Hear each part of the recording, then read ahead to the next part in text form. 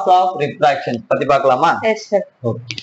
First நான் வந்து incident ray, refracted ray and normal line lie in the same plane sir. Okay. இது incident ray sir. Okay. இது refracted ray sir. Okay. இது normal line sir. இது எல்லாம் yes sir. இது எல்லாமே ஒரே சேம் பிளேன்ல தான் சார் பாயிண்ட் ஆகும். செகண்ட் வந்து the ratio of sin of angle of incidence I, it is represented by I, to the sin of angle of refraction, it is represented by R. Okay. is the constant. இதோட இன்னொரு பேர் வந்து Snell's law of refraction கூட சொல்லுவாங்க sir. Okay. அதாவது இந்த ratio sin I by sin R equal to இந்த constant வந்து ஸ்னெல்ஸ் லான்னு சொல்லுவாங்க. சரியா? Okay. sin I by sin R தான் சார் இதோட formula. Equal to n. n னா கான்ஸ்டன்ட் சார். கான்ஸ்டன்ட்னா அந்த ரிஃப்ராக்டிவ் இண்டெக்ஸ் சார்.